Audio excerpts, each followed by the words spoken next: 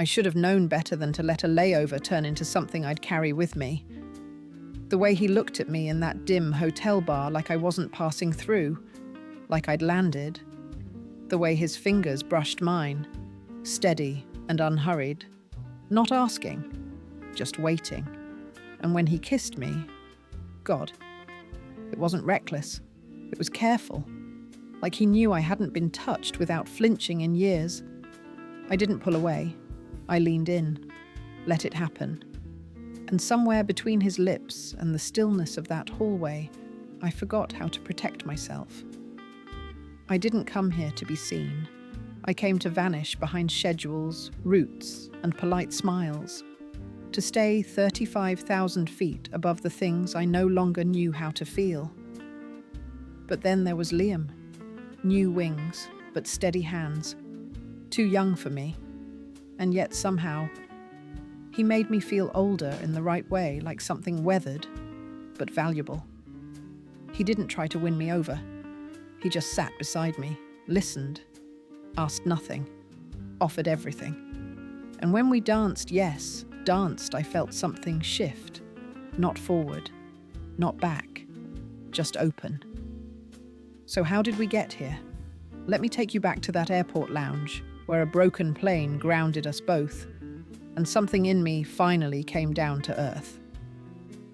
I've been in this uniform for 23 years, and somehow lukewarm airport coffee still disappoints me. The announcement echoed just as I took a sip. Flight 378 to Atlanta has been delayed due to mechanical issues. Please see the service desk for hotel accommodations. I didn't even flinch, just sighed, stood, and headed to the service desk like muscle memory. The voucher slid into my hand without ceremony. Another night, another hotel. Then I heard him. Looks like we're both grounded. I turned, and there he was, pilot uniform, youthful confidence, curious eyes. Too young, too fresh, too shiny. Apparently, the skies needed a break from us, I replied, with a smile I didn't feel yet. He asked if he could join me on the shuttle. I said yes. Misery loves company. Now here we are, sitting side by side as city lights flicker past the shuttle window. Light jazz plays softly. He tells me his name is Liam, and that he just got his wings today was his first flight. 32 years old, and finally chasing his dream. And it ends in a layover? I tease. Welcome to the glamorous life. He laughs. You don't sound too convinced it's glamorous. I smirk. Let's just say the wings lose their sparkle after 2 decades. I'm 48. I've seen enough delayed flights to fill a manual. There's something in his presence, not cocky, not naive, just open. It's been a while since someone looked at me like I was more than just another passing face in a crowded terminal. He didn't talk like a rookie. That's what I kept thinking as we settled into the hotel bar. Dim lights, amber drinks, and that in-between hush of a place where no one plans to stay long. He asked why I started flying. I swirled the ice in my glass before answering. Freedom, I said. Escape. After my divorce. I needed to be above it all, literally. He nodded, like he understood. Turns out he did. I get that. I left a 6-figure tech job because I felt caged, he said. I wanted to feel something again. I watched him as he spoke, hands animated, voice steady but searching. He didn't carry the weight of my years, but he wasn't pretending to know it all either. And now? I asked. He didn't blink. Now, I feel a little spark sitting here with you. I looked away, blushing slightly, my gaze dropping to my drink. That familiar tug, equal parts warmth and warning, fluttered in my chest. Later, when he extended his hand as a slow jazz tune filled the room, I rolled my eyes. Oh, I don't dance with baby pilots. Then consider this training, he said. I promise not to step on your toes. I chuckled and took his hand. And just like that, I was airborne again. I told myself it was just a dance. But when his hand rested gently on the small of my back and our steps found a rhythm, it felt like something else, something dangerous. The jazz faded into background noise. His body was warm, confident, just close enough. I could feel his breath when he laughed softly near my ear. "You're a natural," he whispered. I wasn't. Not at this. Not at letting someone in again. But in that moment, swaying under dim hotel lights, I forgot to care. Afterward, we walked the quiet hallway, shoes clicking on carpet, the silence between us comfortable yet charged. I stopped outside my door. "Thanks for tonight," I said, meaning it more than I should have. He didn't answer right away, then softly, "No thank you," for being real. It wasn't a line, it wasn't rushed, just real. When he leaned in, I didn't pull away. I didn't think. I just let it happen. His lips met mine, slow and certain, and I felt my guard splinter, not shatter, not fall, but crack just enough to feel the wind again. I reached for the door handle. My heart, steady for so long, skipped for the first time in years.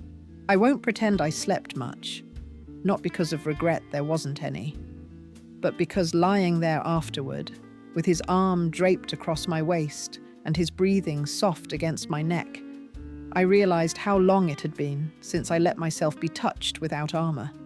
The morning light snuck in like it knew something I didn't want to admit. Still, I moved slowly, savoring every detail. The faint crease between his brows, the warmth still lingering on my skin, the hum of silence that didn't feel empty. I left first, not to run, but to regroup. Downstairs, I found a quiet corner in the dining area and nursed a cup of coffee that, for once, wasn't disappointing. Then he appeared, hair tousled, equally calm, like none of this was unusual. "You're glowing," he said, sliding into the seat beside me. Must have been the hotel conditioner. I laughed, probably too easily. Must have been. We sat there for a while, watching people rush around us, boarding flights and chasing connections. "Ever think the universe delays things on purpose?" he asked. I looked at him. Really looked. "Sometimes," I said, "but I don't usually stop to notice." He smiled. "Well, maybe we should stop more often." And just like that, the layover felt like something more. We didn't talk about the night, didn't need to. Something had settled between us, quiet, unforced, like two people who understood the moment had meaning, even if the world outside didn't know what to do with it. As boarding time crept closer, we walked through the terminal side by side. His rolling case clicked softly over the tile, mine a half step behind. I stole glances. He was younger, yes, but not boyish. There was gravity in him, the kind that doesn't come from age, but from having lived through something and choosing to feel it. We reached his gate first. "This isn't goodbye," he said. I raised a brow. "No?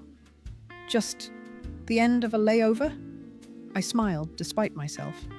"And maybe the start of a new route." He pulled out his phone. "Number?" I gave it to him without hesitation. "See you in the skies, Captain," I said, voice softer than I intended. "Count on it," he replied with a knowing smile and lingering look. Then he boarded. And I stood there, watching until the last glimpse of his uniform disappeared down the jet bridge. For the first time in years, I didn't dread takeoff. Something in me had already lifted. Days passed, then weeks. We texted nothing dramatic, just check-ins, jokes, little windows into our in-between moments. He sent a photo of his breakfast in Minneapolis. I sent one of a rainstorm over LaGuardia. No pressure, no plans. Still, every time his name lit up my phone, I smiled like a teenager. I hated that, and loved it. Then came the Denver route. I stepped into the crew lounge, flipping through my manifest when I heard his voice behind me. Alondra. I turned, and there he was again in uniform, again with that steady presence like gravity shifted when he walked in. "You're on 605?" I asked. He nodded. "Looks like the universe isn't done rerouting us." We flew together for the first time. It was uneventful, professionally speaking. We did our jobs, smiles, service, safety. But between glances, in stolen words by the galley door, I felt that buzz again, that soft, charged air that only shows up when you know someone's watching you for the right reasons. After landing, we walked to baggage in silence. Not awkward, just full. "Dinner?" he asked as we stepped into the terminal lights. I hesitated for one breath, maybe two. "Yeah," I said. "Let's not wait for another delay." And just like that, we were cruising again. Dinner was easy. Too easy. He told me about a rough landing in Chicago, mimicking the turbulence with his hands and sound effects that made me laugh out loud in the middle of the restaurant. I told him about a passenger who once tried to smuggle a ferret in her bra. He nearly choked on his drink. But underneath the laughter, something else stirred. I could feel him watching me, not just my face, but the pauses, the hesitations, the places I didn't go. He asked, eventually, "What are you afraid of?" I took a slow sip of wine. "Not afraid," I said carefully. "Just cautious." But that wasn't the whole truth. I was afraid of getting attached to someone who still had a dozen firsts left in his life, while I was already counting lasts. Afraid he'd wake up one day and realize I wasn't what he thought he wanted. He reached across the table, fingers brushing mine. "I'm not here for a thrill," he said. "I'm here because you're the first person who's made this feel real." I didn't answer right away. I couldn't. But I didn't pull my hand away either. The wind outside picked up, but inside, I stayed still. The next few weeks blurred. Routes changed, schedules shifted, but somehow we found each other. A shared layover in Dallas, a sunrise coffee in Seattle, a quiet night in Miami, watching planes land in the distance like fireflies. We never defined it. We didn't need to. Until the night he told me he got offered international routes. Europe, Asia, long haul, career-making stuff. He looked at me like it was good news. And it was. Just not for us. "You should take it," I said, steady. "I haven't said yes," he replied. "You don't need my permission." He stepped closer. "I want your truth." So I gave it to him. "I don't know where this is going. I'm older, Liam. I've built a life on keeping things temporary, but somehow you've made me want to stay." He smiled, soft and certain. "Then stay." I laughed, because it was impossible, and beautiful, and terrifying. But I didn't run. I reached for his hand. "Only if you promise to call me when you land." "Every time," he said. And somehow, that was enough. We don't always need a destination. Sometimes the layover is where the story lives. And this one? It's just beginning.